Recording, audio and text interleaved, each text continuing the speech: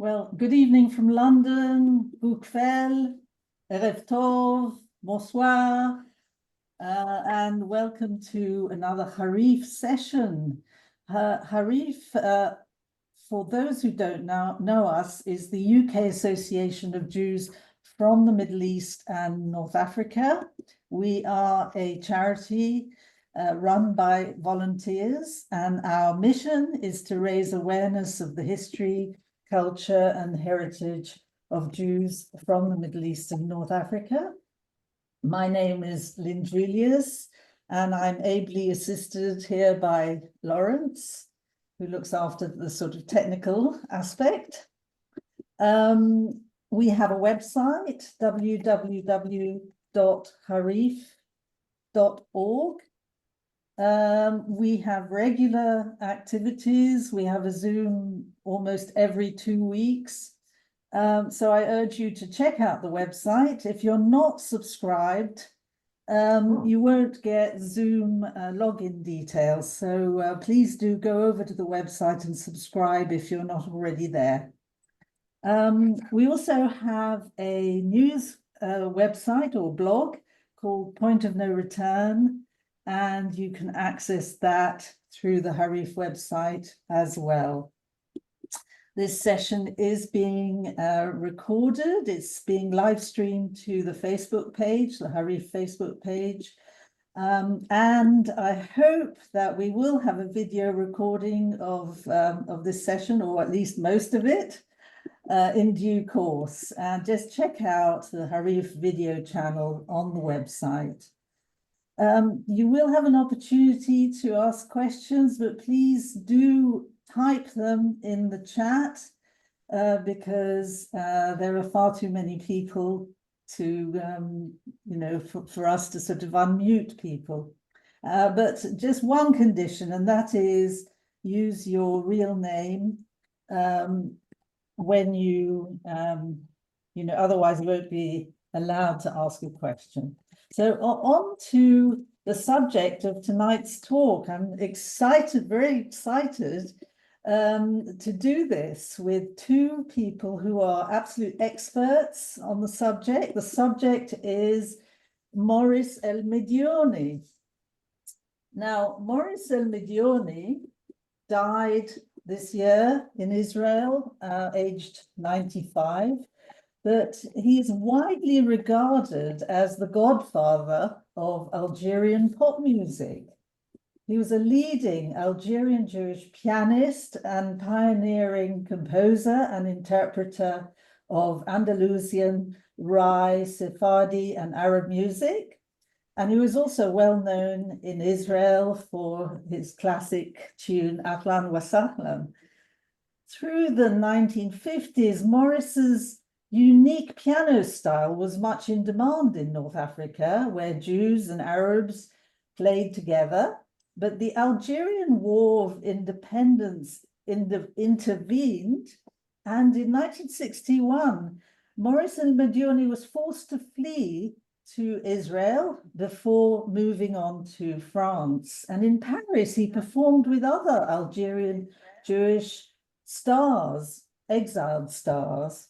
After a downturn in the 1970s and 80s, his career in later life blossomed and he became a solo star.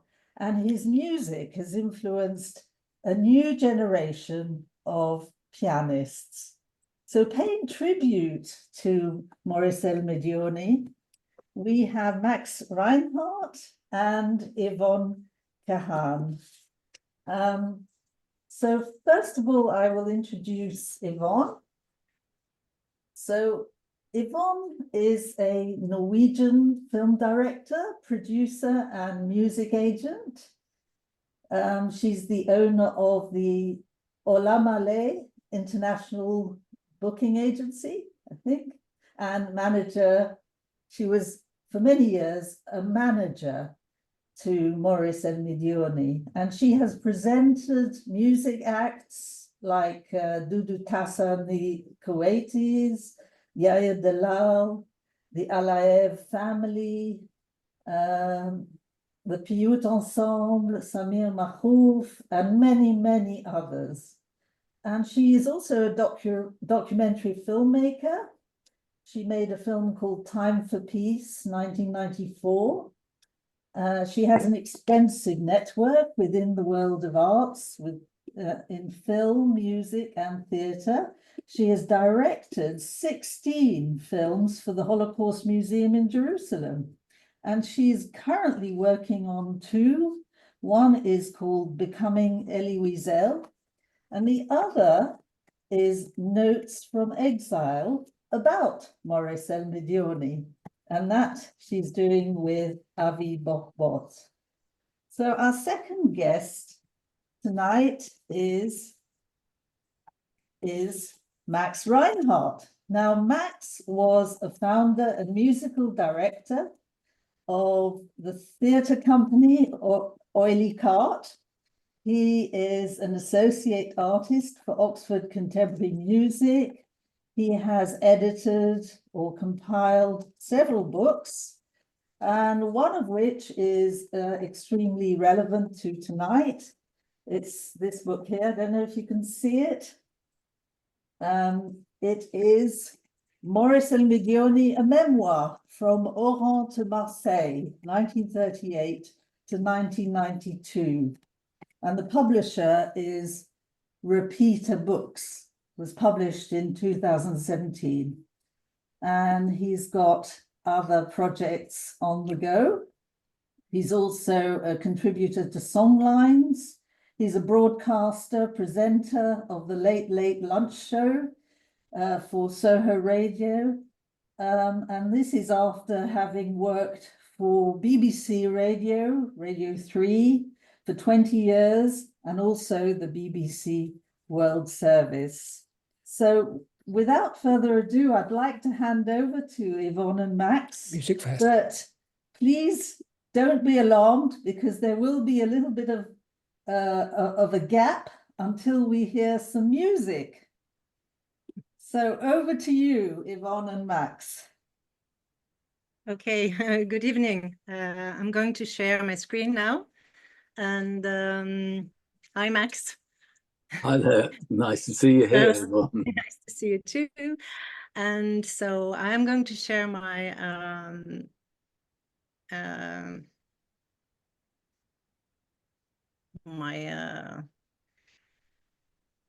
little bit of music, and then we'll go on to an extract from a film.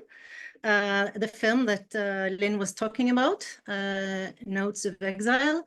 I'm really sorry, but I don't have a way to fade, so it will be a little bit brutal stopping the music, but I hope you enjoy.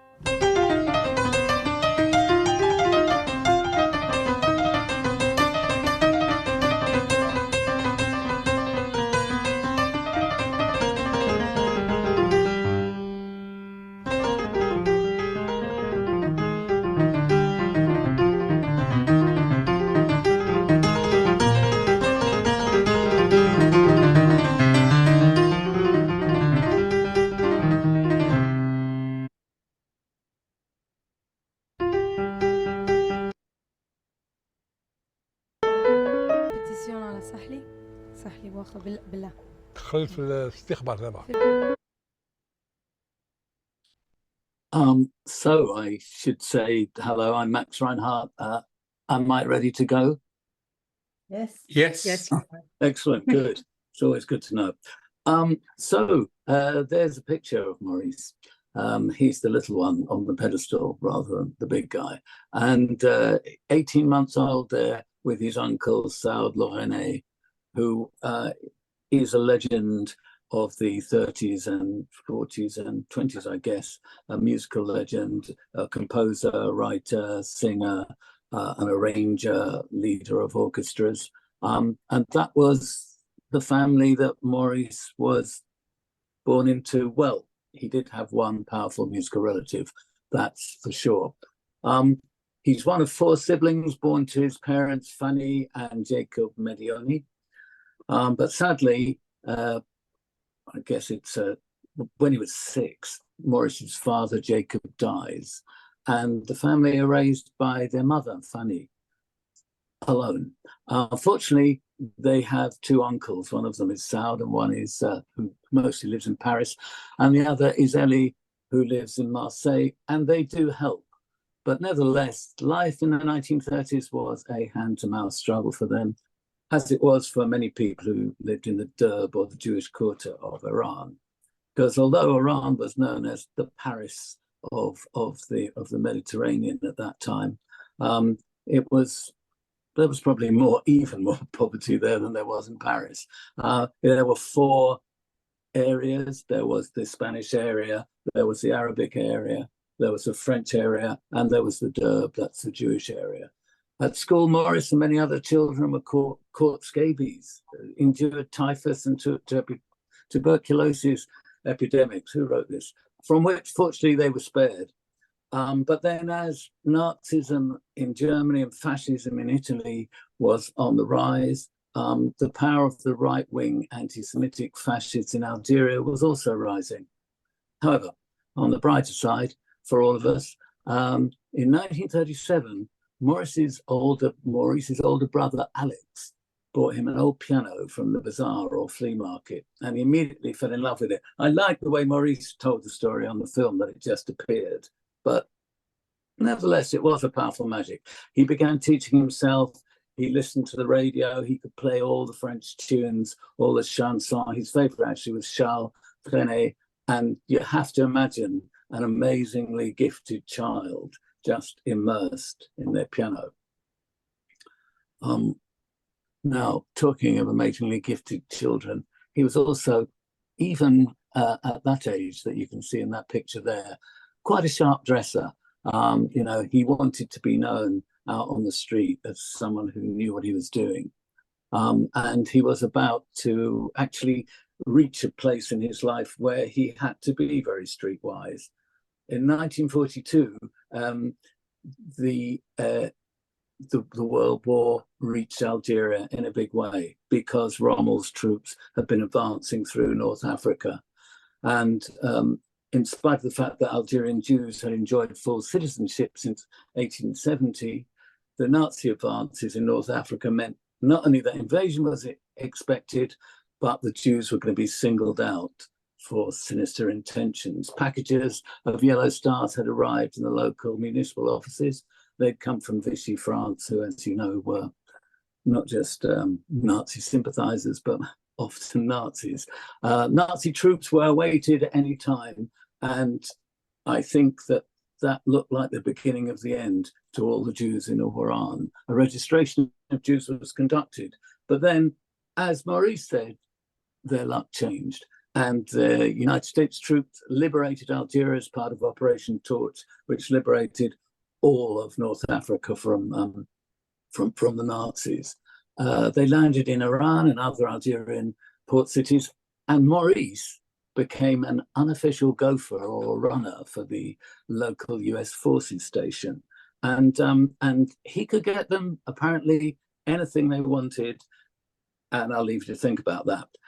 What he got from them was the piano. Music. He got the music. Yeah, that's right. He got the music because a lot of the guys in the army camp could play the piano, and some of them could play blues and boogie woogie. Some of them could play mambo and other Latin rhythms. And Maurice watched them transfixed and memorized what he could see and went home and immediately tried it out. So he started to become a powerhouse of different piano styles. In 1945, the US forces left Algeria as the World War ended, and Maurice began his dual profession. Because during the day, his mother said, you have to have a trade. Yeah, all my other children have a trade, you have to have a trade. Piano schmano. And so he became an apprentice tailor. But at night, he remained a musician, playing at the Café Salva regularly for the next few years. By the way, I have to sadly say that as the war ended, the Mediouni family learned that Saoud Lourenais, Maurice's uncle, had been murdered by the Nazis in Sobibor concentration camp. On to brighter things. 1947, the dawning of the piano oriental style. And there he is in that picture with Blau Houari, an Arabic, extremely talented Arabic musician who later on he played with, and still later he shared stages in Paris and London and elsewhere with, as you'll see. But so this young man who could play the piano in so many different ways, from chanson to mambo, he became very well known locally. And one night, 3 young Arabic Bedouin musicians walked into the cafe. I'm going to give you a little taste of Maurice himself from his diaries, talking about this experience. So, and it goes like this. One evening while I was drinking my apéro, always very fashionable, Maurice, 3 young Arabs came in and sat down by the piano. One of them, Gerbi Hamida, or Torone as he was known, hummed me some new Oriental tune. I'd never played Arabic music before, and I wasn't sure about it, despite the fact that my uncle, Saoud Lourenais, was a great master of this music. Now, what I was playing at that time was jazz, where I could improvise with ease, or popular music, like chanson. But Torone sang me this tune a second time with the rumba rhythm, so I played it on the piano. He was 15 with a voice that was beautiful, clear and powerful. And in a minute, the cafe was full. And Maurice's life immediately begins to appear before him, you could say. And they became a trio, and they became, well, in fact, a quartet, and became well-known in musical circles with a style that was driven by Maurice's ability to thread rye, boogie, woogie, mambo all together, along with shabby too. And in the years ahead, he would come to call this the piano oriental style. As the months go by, his reputation spreads, and he's beginning to become indispensable in the world of shabby music, now undoubtedly becoming the people's music for Algerians in the 50s. Here, Jewish and Arab Algerian musicians thrive in each other's company in cabarets, on the radio, at weddings, festivals, as they threaded jazz and flamenco, mambo, rumba, and even French musical stylings into the Al-Andalus, the Andalusian roots of the music. Maurice always said that when the Jews and the Moors got kicked out of Spain at the end of the 15th century, they had the same music in their suitcases. And that is the music of El Andalus, which has got Berber roots and other Arabic classical roots. I'm going to pause for a moment before we hit romance. Is everything okay there with you, Yvonne? Just checking on you. Yeah, I'm fine. I just moved on a little bit quickly. Sorry. No. It was not too quick whatsoever. But before we get to Maurice's nuptials, I feel I should tell you that he was frequently touring with the cream of Algerian Arab musicians like El Anka and the Rai Wakhani orchestras of Blau Houari, who we met a little while ago, and the trumpeter Jalil Bendadou. And of course, he accompanied the greatest stars from North Africa in the Judeo-Arab Andalusian tradition, who sang in Arabic French. People like Monty, who we will hear soon, Reinette Lourenais, a blind Jewish singer and oud player, and a student actually of Saoud Lourenais, Blanc, a Jewish Algerian singer, Samy el Maghrebi, who is a Moroccan singer and musician, Lili Labassi, who is a composer, violin singer, Jewish, Algerian, and Lili Boniche, of whom we'll hear much more later, But at this time, Lili Boniche was far ahead of Maurice, actually, in looking at how to make local music, popular music, and bringing in all kinds of American and French licks and styles and arrangements. But if you want to hear some of this music, you should check the fabulous 9 albums of the Trésor de la Chanson Judéo-Arabe, which is on Buddha Music, to hear the richness of the repertoire. And they're all every single track on YouTube, so you don't have to go very far. Which brings us to the marriage. Now, this is going to be a relationship that is going to be really, really important to Maurice throughout his life. And he met Juliette a few years before this marriage, about 5 years before, when he came out to look at a crowd. He was playing in the cafe, a lot of people dancing outside. He came out to look at them, and there he noticed Juliette, you know, sun-enchanted evening across a crowded room, and there she was. They smiled at each other, he says. They agreed to meet that Sunday and went out together and revealed how we felt about each other. We courted for a very long time, he says, or he writes, before our engagement and marriage. I'd like to add something just about Juliette. You should. Yeah. So being the woman behind the man, it's very challenging, obviously, to be married to a musician, not knowing what your income will be or kind of safety. And she was with him, and she supported him throughout all the times. And talking to her children just a few days ago, we realized what an impact she had, and that she would really be, he would confer with her everything that he would do. And she was also actually joining him on tours later on when he had his second career, and they were both without children. So in a later part, which we'll hear more about later, but an amazing woman and a strong woman. That's all I want to say. No, that's great. The Algerian Civil War years, excuse me, I've got to have a little drink here. Yeah. Do you want me to continue to listen a little to Lynn Monty's music? We've been talking a lot. Maybe we should have. That's a good idea. Let's have some Lynn Monty. You'll hear her fabulous. Sorry to end it that way, but we can't hear it all. For someone like me, Max, and maybe you too, we're both Ashkenazi Jews. This really gets into my heart, and it's all kind of Yiddishkeit in it.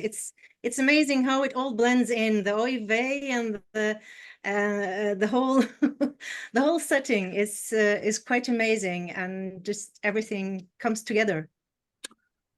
You know, Yvonne, you don't need to apologize. Maurice means never having to say you're sorry. So I'm going to, however, turn now to the Algerian Civil War years. It was a particularly bloody civil war. The FLN, or the National Liberation Front in Algeria, forbade Muslims any contact with the French Algerians. And so increasingly that extended to their relationships with Jews. And I'm not going to go into the ins and outs of all the dreadful things that happened. Let's just listen to Maurice. This is from the diary again. I began to be fearful. Even as a neutral, I was afraid of the nationalist Algerians who knew me and might have thought that the fact that I'd set up shop in a European neighborhood meant that I was supporting the people they were fighting.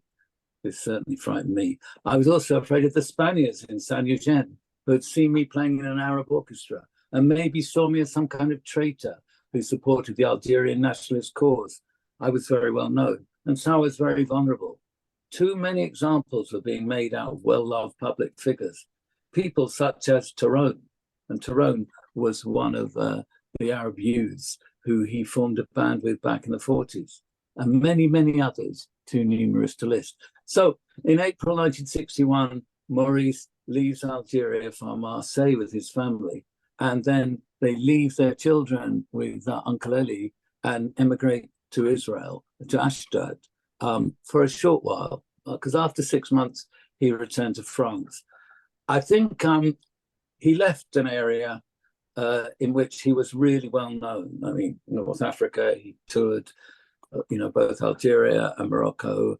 They were on French radio too. And he went somewhere where no one knew anything about him, where he wasn't celebrated, where, it was like a return to never having played the piano and never actually been a very popular tailor either.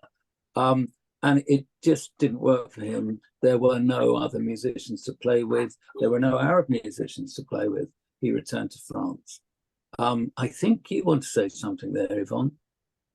Yeah, well, he did move to Ashdod, which at that time was mostly desert, and he was forced to work in some, not forced, but he got some work in physical work, I think some railroad work or something, and obviously he wasn't fit for that at all, and eventually he was accompanying Joe Amar, who is a Jewish Moroccan artist who had emigrated to Israel before.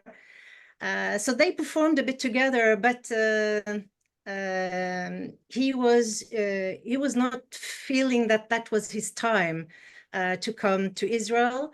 And then he went to bring his family, and they went to Paris, actually, where a large community from Algeria and also Morocco and other places were joined together, and the nostalgia and for the home country was obviously very big, and they had a lot of jobs playing music for the Pieds Noirs, what they were called. So yeah, somebody I noticed on the Facebook and I'm not going to do much of this, but someone's just sent us a message and said, could we name the track by Monty, which also featured Maurice on the piano? And we can. It's Chanter ma guitare, I think, yeah. I've got ma guitare et mon pied, but obviously. Sorry, ma guitare et mon pied. Yeah, sometimes. Okay. Yeah. And you'll find it in that series of records or CDs or downloads that we said, which is on Buddha Music.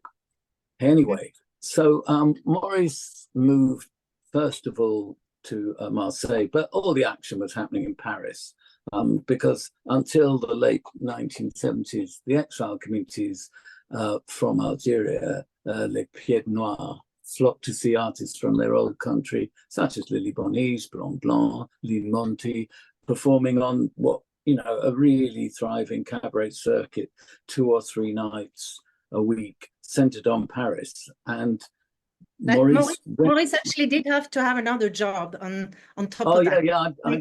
I'm getting to the job, but yeah. I just wanted to say that's why he's in Paris. But unfortunately, that meant that they had to open their shop, because his brother Henry and him were in close partnership, and it didn't really work in Paris. They had to stop tailoring. It was too expensive, and they had to import ready to wear. And it got less and less, I feel, what either of them was interested in. But anyway, after a few years in Paris, they moved to Marseille because of the costs. Sorry, I know you've got things to add there, Yvonne. No, since we're talking about Paris, I thought maybe we could listen just to a very, very short piece together with Lili Boniche. So I'm going to do that. Is that okay? Yeah, this is a nostalgia track, that when he was singing about Algiers in Paris, I mean, there wasn't a dry eye in the house. Exactly.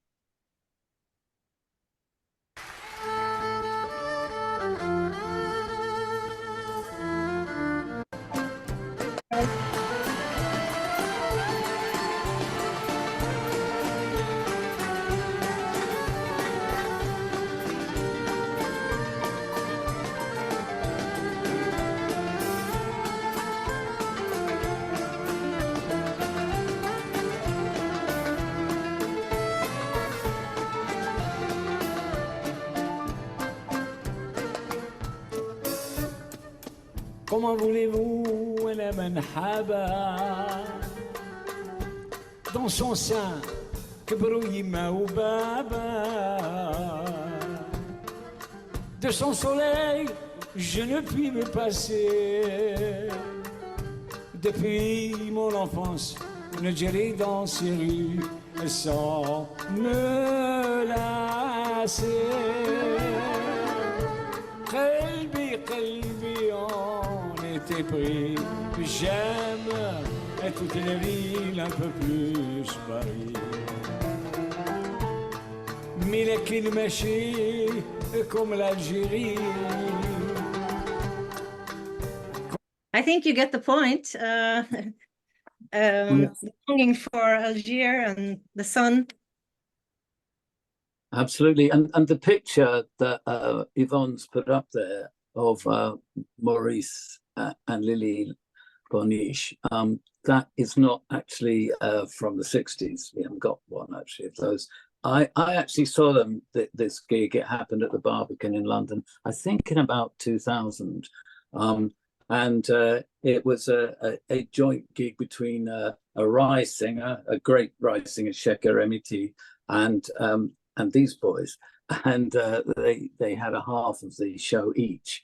And it was really interesting because as soon as he started to sing Alger, Alger, the whole place was filled with ululations from every community, from all over the house. I mean, it was quite one of the best nights I've ever been at the Barbican. So moving on, yes, moving on. So they moved to Marseille. The shop became even more of a ready-to-wear men's clothing retailer. Maurice was frequently traveling to Paris to perform and also playing local weddings and simchas in Marseille. But I think it really must have put a strain on him because particularly at the beginning, you couldn't fly. And so it was a train, and it wasn't like one of the modern fast trains that rush through France today. But anyway, as the 1970s drew on, the Paris music circuit began to dry up. And at the beginning of the 1980s, his partner and brother quit the clothing business. And sadly, Fanny, his mother, passed away. And so Maurice is quite low about all this, as you can imagine, and he closes the shop himself. And there he is, sitting in their apartment in Marseille with a grand piano, maybe wondering what was going to happen next. And what was going to happen next was the phenomenon known as world music, because he heard that increasingly record companies were beginning to be very interested in local music from all over the world. And then the public began to be very interested in the former Algerian stars that record companies were discovering. And so he made a cassette tape of his playing, and he sent it to Francis Falsetto, who was the notable CEO and managing director and everything really at the French company, which is Buddha Music, which is still just an extraordinary company for music. And Can I just add something, Max? Yeah. Which I think is important to mention is that this period when the world music is coming on, we're talking about Maurice being nearly 70 years old and starting his second career in a way, which is quite amazing. Apart from that, the world was ready for him, that he would be ready at such a point in his life to take on and to create and compose even in those years. Absolutely. Although it does have to be said that he wasn't alone in that, because, you know, Lili Boniche was 8 years older than him, and, you know, Monty and the others who were exiled and mostly Jewish from Algeria. That's you know, they were solo artists before, and he had no, that's true. Yes. But Maurice completely changed in a way that I guess that the others didn't, because well, Berlin record label Piranha, led by Ben Mendelsohn, who became the producer of this record, had noticed that Maurice was touring with Lili and Lean and etc. And they'd also heard from Buddha Music about, you know, what an artist he was. And so they decided that they would make his first solo album with him. So this is now Maurice no longer being a sideman, although an amazingly talented sideman and composer, but this is him stepping out in front and being the star. It's called Cafe Oran. It was ranked by Rough Guide amongst 100 best records in the world in the year it came out, 1996. And he's accompanied by all kinds of stars of actually the Piranha label, like, for example, the Klezmatics. Maybe we could hear the first track? Yeah, sure. Sure. He was actually accompanied by great stars like Frank London and David Krakauer. But the singer, whom the name just went out of my mind, but he was not famous at all. And but anyhow, let's listen to, I think it's Bienvenue. Bienvenue. Yeah, C'est vrai. a little bit, just a little bit.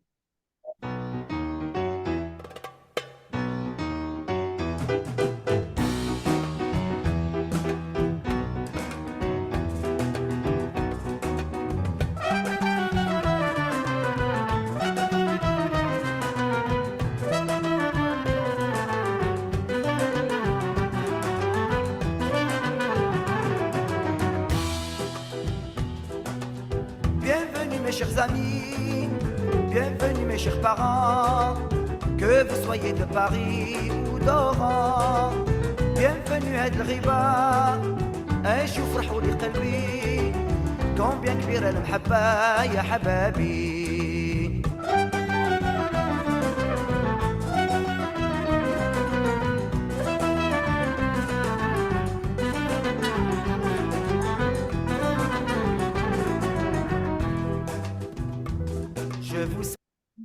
I think we're good there. Yeah, I think indeed we are. And I'm just looking here on the website, and I can tell you that the vocalist was Michel Redibo. Yeah, Ivo, that's the name. Yes. Sorry. Yeah. I don't know much about him, but it's interesting how his voice is actually quite close to Maurice's. Yeah, he lives in Eilat, actually. He's not a very well-known singer. I think he's it was kind of accidental. He was also performing in the south of France a lot for Jewish communities, I think. Okay. Well, so as I was saying, it's funny how close to Maurice's voice his voice is too. I have to say that it was at that point that I suddenly discovered for myself Maurice El-Médioni. So that album came through my letterbox, and it immediately actually captivated my entire household. And it was something to do with it being so joyful, and it was something to do with how many influences were shared influences, and that it was Arabic, and that it was Jewish, and that it was Latin, and that it was even bluesy from time to time. And it's a masterwork, but it also gave me a glimpse of what life could be like when everybody is playing together and working together.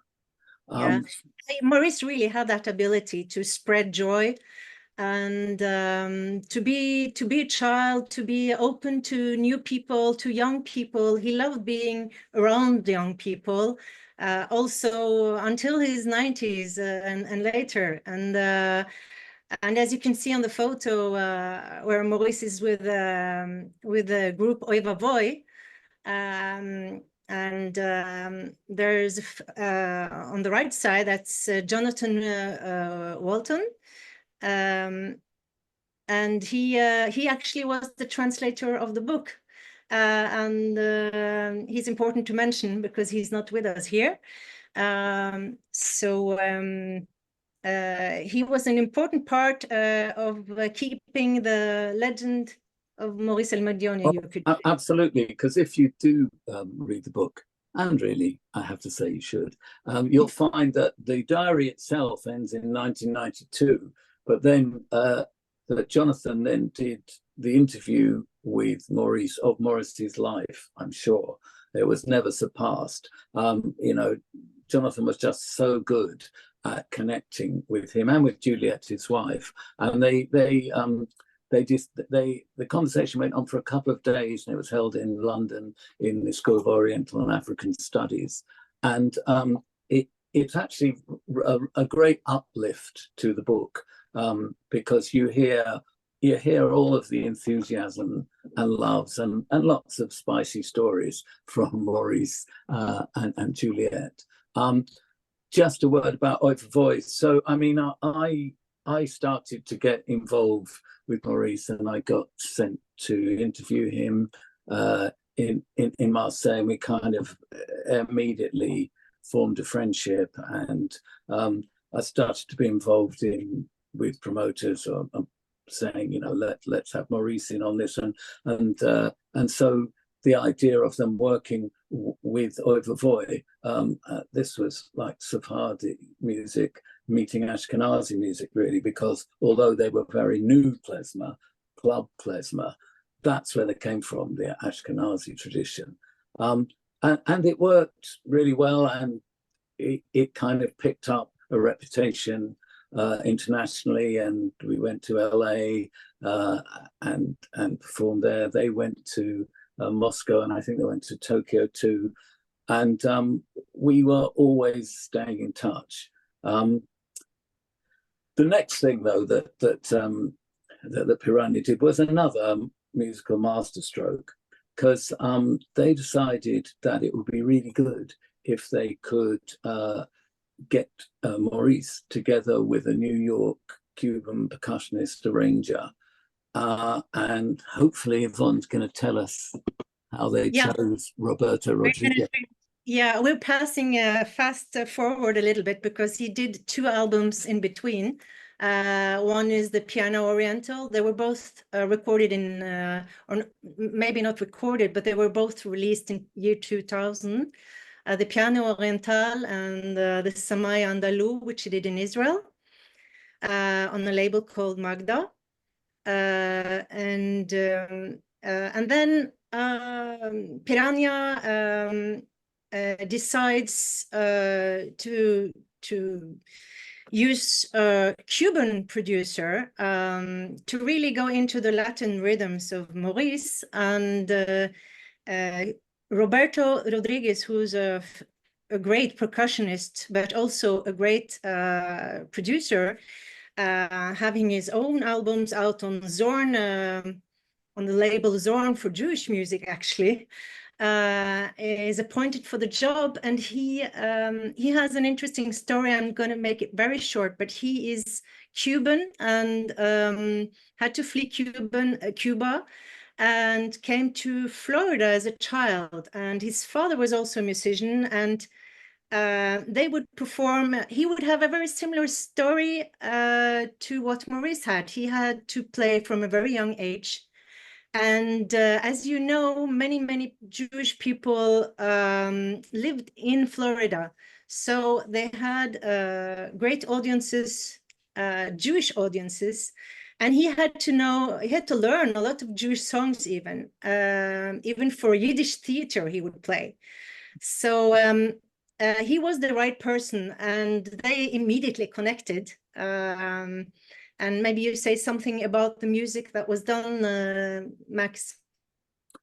Well, I mean, yeah, absolutely. I think the best thing to do is once again to quote Maurice, because Roberto. Well, I mean, Roberto talking about Maurice, yes. Because it's just a really beautiful way of thinking, and it's an amazing compliment too. So he said, and I'm just quoting, yeah, he said, sorry about this, slight hold up in the works. You can't have everything all at once, or at least not tonight, you can't. Here we are. So Roberto told Songlines magazine about his encounter with Maurice. He was such a master and a true original, which is something so often missing in the world today. He doesn't read a note of music, but like Arsenio Rodriguez, the great Cuban pioneer, he plays from the heart. You know, and actually Rai Kuda apparently believes that a good musician gets better as he or she gets older. That was because he was working with the Buena Vista All-Stars. And it just seems to be true that nothing could stop Maurice. And this is really quite a complex thing, because it's one thing to be the only person who's leading on those Latin rhythms, but he actually was working with you know, some kind of conjunto there in New York. And Rodrigo's band is a hot band, and he's a hot arranger. And I think this was bringing the music to really another level, and also most of it is really instrumental. It's important to mention that this at this time the album and Maurice gets the award from BBC World Music, which is very prestigious actually. And they go on many tours together, and he's invited to play all over with this. And they also came to Israel, and Roberto Rodriguez has been to Israel many times since then. Yeah, absolutely. This was also the stage of his life when Khaled, the great Rai, I mean, you know, Khaled was a complete legend in Rai and in the Arabic world and in the French world. I mean, he had a couple of #1s in the French pop charts. Yeah. And he asked to tour with Maurice, and he said this. So he's actually on the road. Wait a second. Sorry, before you go on with Khaled, I'd just like to play a little bit from Descarga so people can recognize the music. Is that okay? Yeah, tell us what the track's called so that no one. I'm quite. I think it's Ma Belle. Yeah, that's right. Yeah, just a little bit so that you get the idea, because it has a very different vibe to it than the other albums.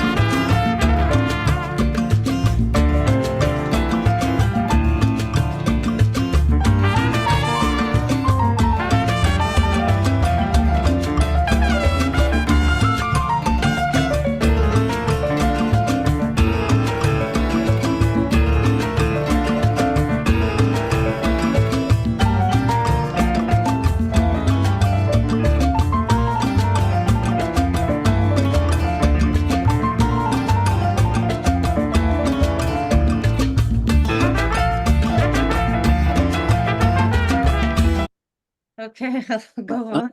It is such a great record. It seems to me that Maurice sounds like Quicksilver on that one. Just brilliant. But anyway, so Khaled said about their tour, on which there was also Blau Houari.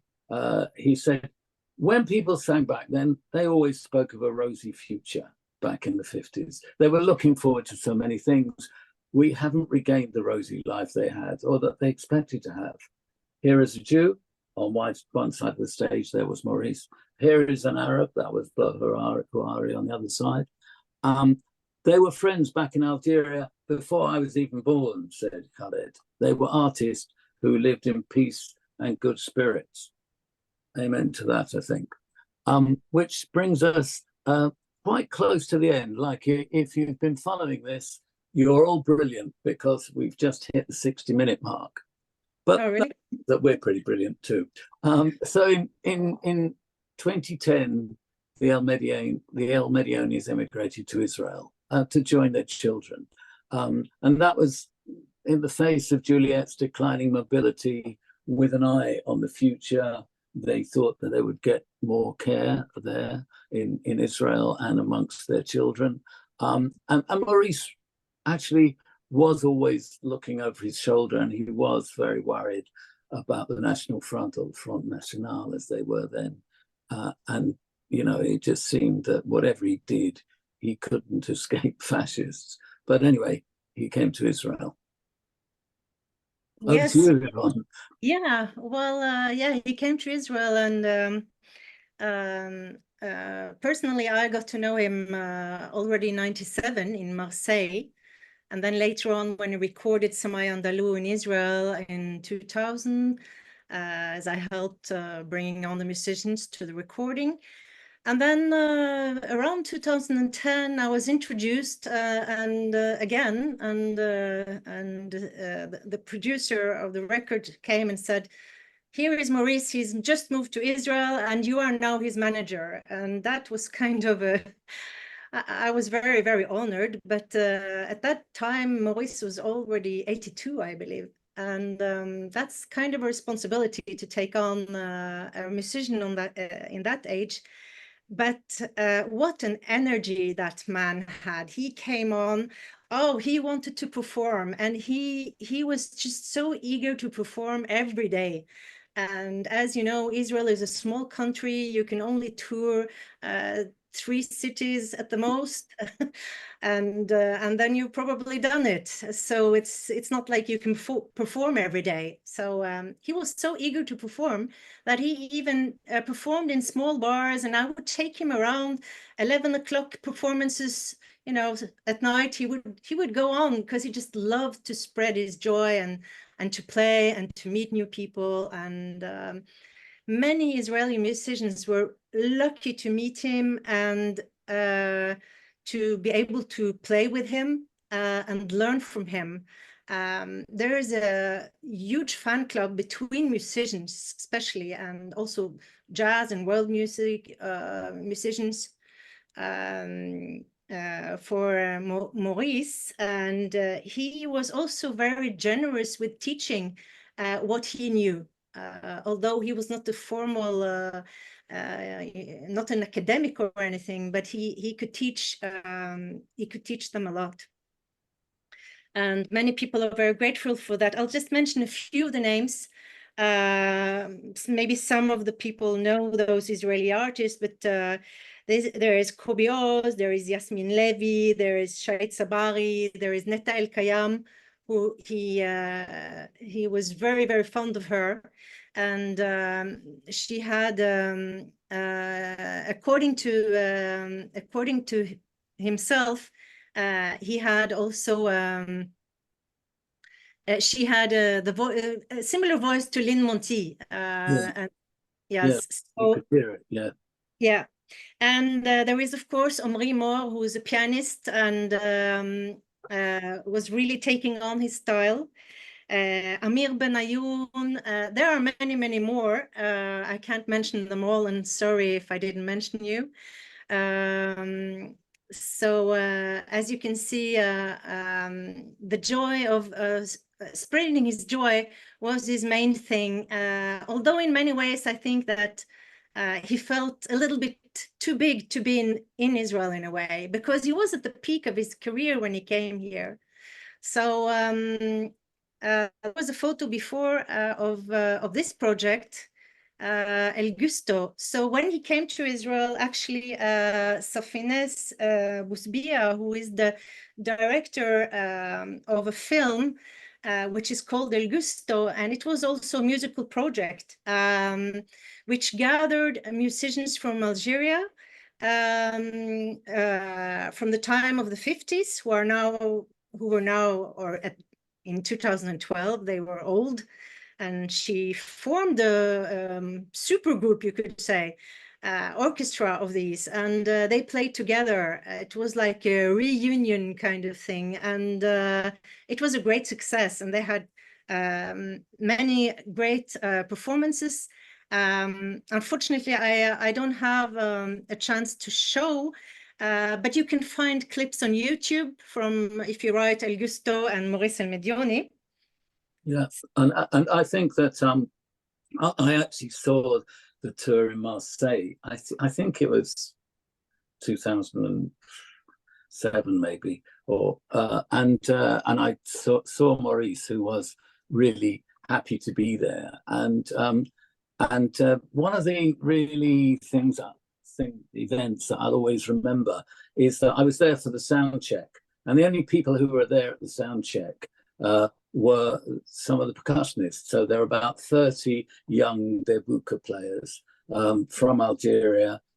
They were mostly, probably entirely, Algerian Arabs, and so Maurice came along, open, and the grand piano was open, and he sat down, and all of these young guys got out their mobile phones and started to film the Grand Master, the Marlem, at work on the piano. And I just thought, this is amazing. I mean, probably their average age was 26, 27, and there they were, sort of sitting at the feet of the master, who was 80, well, certainly in his 80s by then. And you just felt the love of these people, of Algerians, for Maurice, and how he is a really important part of the story. And if we haven't heard of him before, it's just our ignorance and also our loss. I just can't help but think. I also see the interaction on the YouTube comments on Maurice's clips on YouTube, which are mainly commented by people from Algeria, actually. So many of them, they feel that he was the fierté, like the, how do you say that? Like, that their proudness, how do you say that? Yeah, they were very proud of Maurice El-Médioni. Yeah, absolutely. And the other thing actually you got from it was, from the concert, was how much French music hall was involved in it, because like particularly the old guys were just, you know, it was like they were sort of doing comic songs, which everyone would join in with. I mean, in Marseille, a lot of the audience knew all the songs. How some of them knew them, I don't know, because, you know, they were fairly young people. But there you go. Max, can I interrupt here? We've got two interesting people in the audience tonight, Ben Mandelson and Netta. And it'd be quite nice to add them to the conversation if you're happy. I'm always happy to have Ben in any discussions, and I'm, you know, that's great that Netta wants to be there too. She's glorious. Okay, Ben, do you want to unmute yourself, and Netta as well?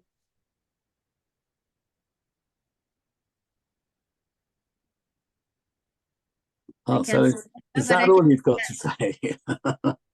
Hi, I'm here. I can hear you. Hi, Netta. Hi, everyone. Hi. Yes. So would you like to tell us a little about working with Maurice? Yes, I'm hearing all these stories, and I'm very excited, like, to go even deeper into Maurice's legacy and history, and the stories of his like young age, way before I met him.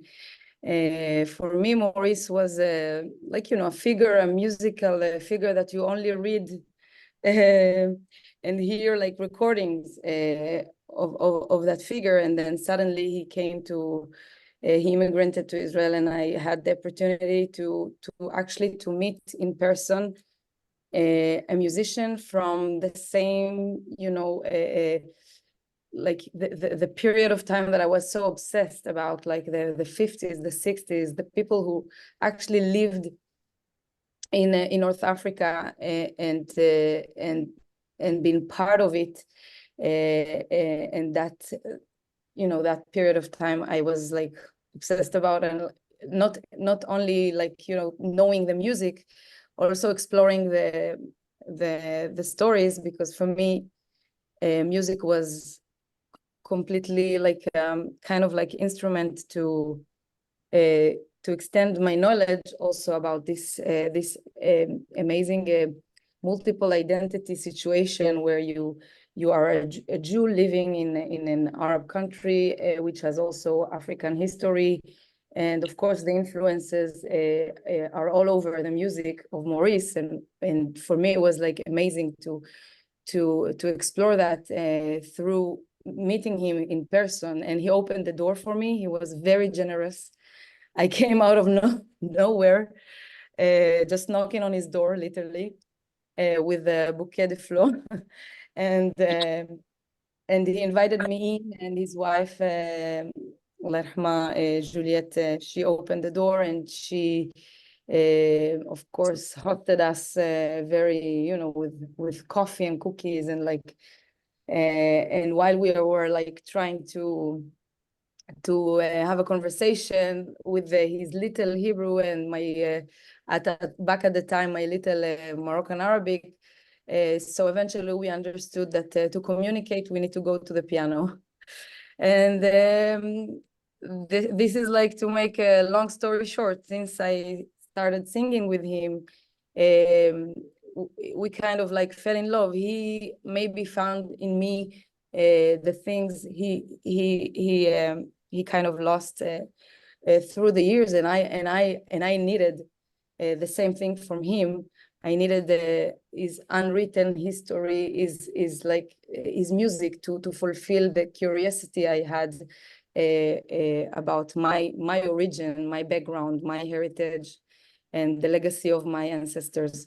So Maurice, for me, it was very like a big respect, huge respect to stand with him on the same stage, to share for a moment, like to be in the situation, in the position, as if I am like kind of Lin Monty, kind of like this Jewish of the diaspora people who had nothing to apologize about and were proud about all the part of their identities.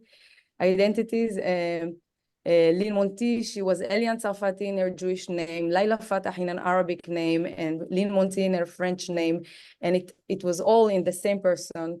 And for me, it was so inspiring. I was seeking for that. I looked for this rich and diversity in my Jewish identity. So Maurice gave me this door. He opened the door for me to be there, to experience it in real time.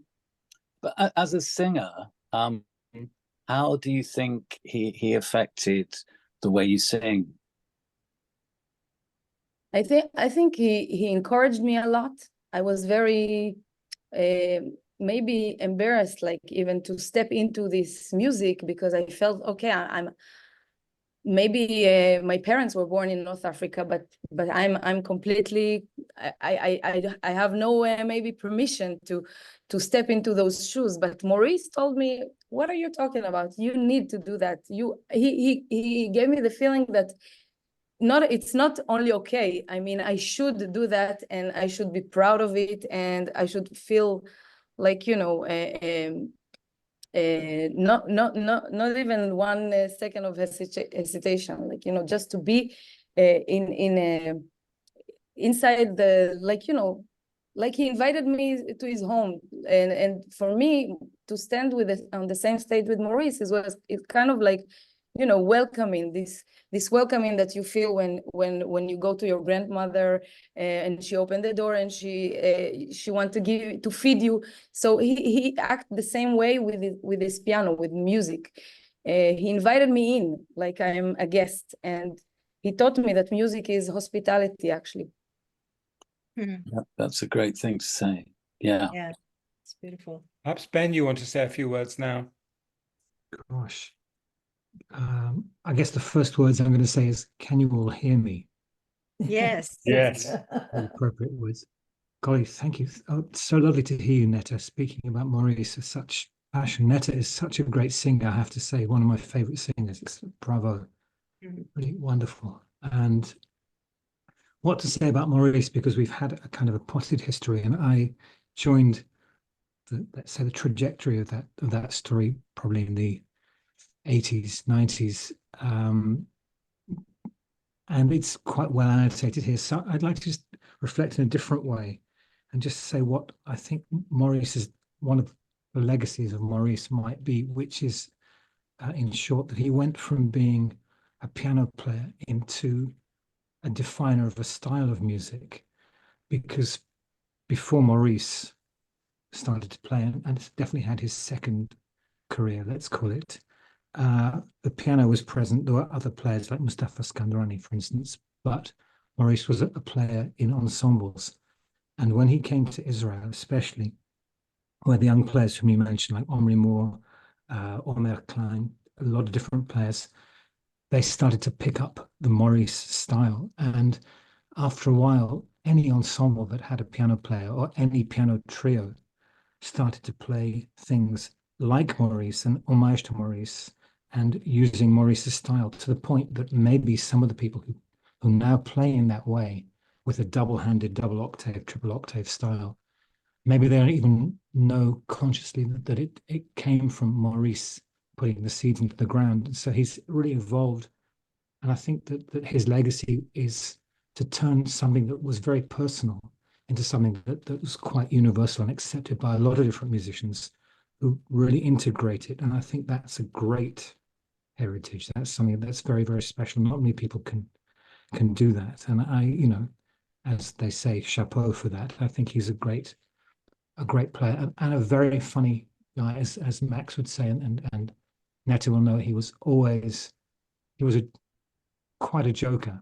There was lots of jokes and chat and stuff going on. He was kind of serious with the fingers, but a lot of stuff coming out of his mouth that was a little less serious. And it was nice to spend time with him. I was with him. Do you want to tell us a tale of when Maurice made you laugh, if you like? Oh no, it won't. He always made me laugh, and I always felt like a bit of a baby hanging around with him, because I was only about 40 or 45 when I met him.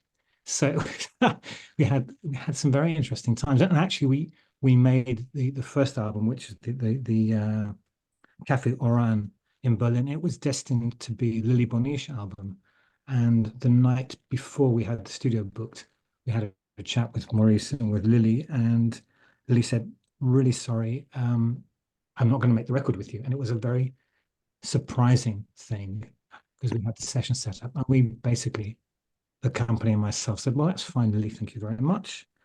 We'll make a Maurice solo record, that's fine." And that's really kind of a slight backstory to how we made that Maurice El-Médioni record. There were other plans to work with him anyway, but circumstances impelled us. So it was a very nice thing to do. It's nice to work with him, and always funny and always ready to try things out. And I remember walking around Marseille with him, and walking around Paris with him, going to the family house in Paris, and it was always chat. Yeah, Maurice had that.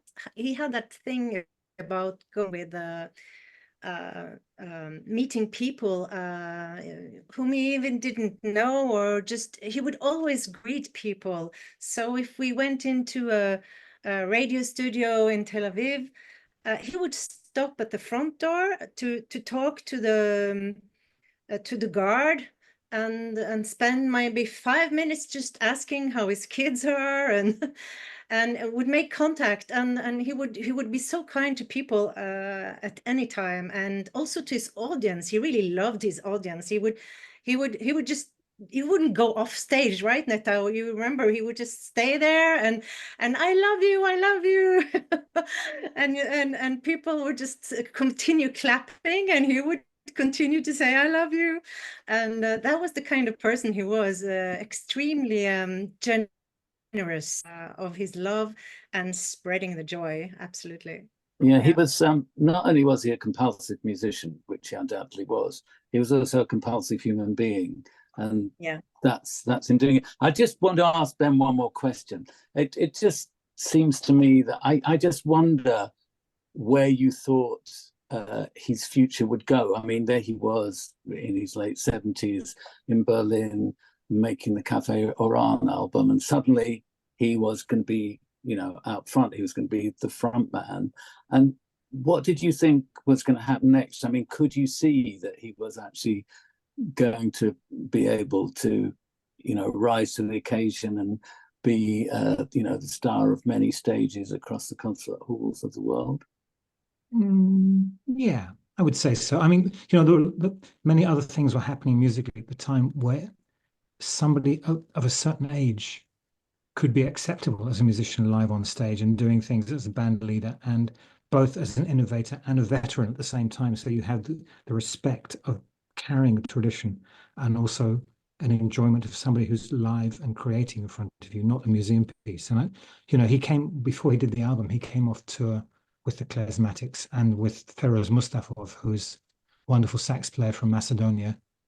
And it was a very amazing tour. Mahmoud Fadl from Nubia was on the tour. Many different places, people on tour. So he'd already, he knew how to be on tour. He wasn't abashed. He was very able to be on stage and play the piano. And I think he was not shy.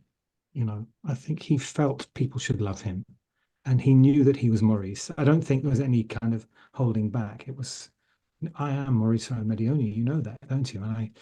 And I'm going to play, and I'm really going to play for you. So I think that was okay. And when they had the BBC Awards for World Music, 2007, he didn't feel like, my gosh, here I am on a stage with a lot of people at the Barbican clapping. He kind of went, I think I'll just go and get my prize now. Thank you very much. And I was very fortunate to be able to hand him the thing, and he was there with his brother and with Juliet, and it was a beautiful thing. But he never felt like, I'm little Maurice. He was very aware that he was a fantastic and able person and generous at the same time. Beautiful. So I kind of feel, Yvonne, that in a way our story has reached the end. I mean, you can read much more about Maurice if you have a look in the fabulous book, in which Ben has... Wow, Max and Yvonne, what can I say? You've done a fantastic job. What a lovely tribute. And thank you so much for all that hard work that went into the presentation. I think you do a great double act, better than I could have heard on BBC Radio 3 or the World Service anyway. And I'd just like to give a shout out to Gil Karpas, who actually brought us together. Without Gil, we wouldn't have had this fantastic presentation. So thank you to all of you. So yeah, tusen tack to Gil. Anyway, I think we've been going for quite a long time now. It's been an hour and a half, so it's probably a good time to wrap up. I mean, it's wonderful that we've heard from Netta, we've heard from Ben, and I know other people might want to say something, but I'd like to sort of wrap up the formal part of this session, because I know some people can't stay on. But for those who can stay on, we will shortly be doing as we usually do, and we will unmute everybody, and you can actually say what you'd like to say to Max and to Yvonne. I must say that, I never came across Maurice El-Médioni while he was alive. I never heard his music live, but I feel I know the man just after hearing what you had to say about him. But thank goodness his music lives on, and you can hear it on YouTube. You can hear it because people like Ben are reissuing his music, and on Piranha Records and Buddha Records. There's Buddha Records. So we're very lucky that we have all these resources. Right. So thank you once again, Yvonne and Max. There's one question, I think, from Dory. Perhaps you could answer it. But how to do the question? Yes. Yeah. So these are the forthcoming events that we have on Harif. the next one is in 2 weeks. It's about the Rosh Hashanah Seder, which is a typical Sephardi tradition. And then we've got the history, the Iraqi founders of Kibbutz Be'eri. We've got sacred places of Egypt, of Cairo. And we've got our big commemoration of the exodus of Jews from Arab countries and Iran, a musical theme to that. It'll be about the Jews of Iran with the Dardashti sisters. So I think Lawrence is going to unmute everybody. Well, I have to do very quickly first. We've got a few iPhones and funny names. I'm going to take those out the chat before I unmute everyone, and then I will unmute everyone. Sorry. So once again, thank you so much, Max and Yvonne. If you don't mind staying with us just for another 5 minutes. Oh, for sure. Yeah, I'm just going through, just checking all the names. I have to be, darling. They're all, everyone's fine now. Right. Okay. Right. Everyone can now unmute themselves, but can you try and raise your physical hands first, etc. So it's not a free for all. I'll take out the spotlights and then we're there. Okay, so you can all say whatever you like. Good evening, if you heard me. Yes. Yes. Yes, so I just they have to for me to reach Ariel. Yes, Ariel from Jerusalem, Ariel Carciente, and it was so sacred for me that I have to go in a place to light a little light, if I guess, in the memory of my great brother Maurice El-Médioni. I remember in the 20s. He was making at the Radio Marseille emission on the music, and also here in Israel, in Jerusalem. So he sent me cassettes in French of your. You heard me? Yes. Yes. So he sent me cassettes, and in French here in Jerusalem, I make that in the radio that I am there. So I give all the cassettes that he sent me from the mission for myself and from Marseille. And also I was at the airport when he arrived, when he made definitively his aliyah, and I speak to him about teaching, because he came here to prendre la retraite, as we say in France. So he said, tell me all is by heart, not you will people, you will see you and you will teach them. So it was fantastic. And I say thank you very much to Yvonne, all the work that she do and that he produced himself in Israel and in big places,